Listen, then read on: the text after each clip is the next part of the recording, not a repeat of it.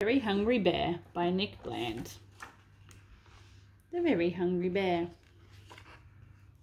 Bear was in a grumpy mood. He hadn't eaten any food, and he couldn't catch a single fish to cook. He'd been hungry since the break of day, and every fish had got away. Oh, look at that grumpy look on his face. Poor Bear. Now suddenly something huge was on his hook. Yank! He cranked the handle round and round. He yanked the line and wound. He flicked it here and waved it there. A hungry bear is very strong, so it didn't take him very long to discover that he'd caught a polar bear. "Do you have to fish there?" said the hungry brown bear. "You are catching all of the fish." "I'm sorry," he said as he lifted his head. "You can have some of mine if you wish."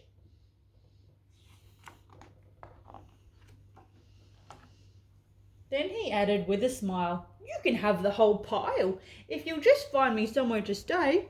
My iceberg is shrinking and soon I'll be sinking, and my home is such a long way away."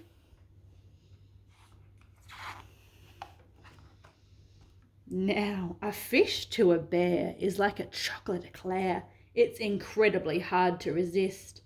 So the thought of a pile that would last for a while was an offer too good to be missed.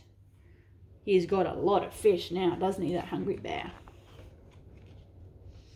With a splosh and a splish and an armful of fish, Bear led the way through the trees. "My cave's over there, and I'm happy to share. You can stay for as long as you please." But his guest shook his head. "I'm so sorry," he said. "Whilst your cave is particularly nice, it's just a bit hot for this coat that I've got, and the fire is melting my ice." So they went to see Mole, and he dug them a hole, which was cooler, but just a bit small. And they visited Croc on his cool river rock, but he wasn't that helpful at all. "Perhaps this is best," said the bear from a nest, "but I think I'm going to sneeze." Then he squinted his eyes, and he said with surprise, "Ah, choo! I'm allergic to trees." So the bear with the white hair followed right behind Bear to the only place left they could go, away from the trees and the warm summer breeze, all the way up to the snow. They built him a home with a white icy dome,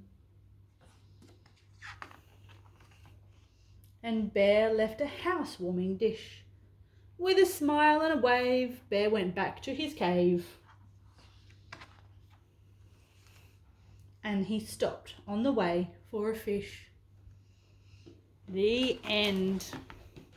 That was The Very Hungry Bear.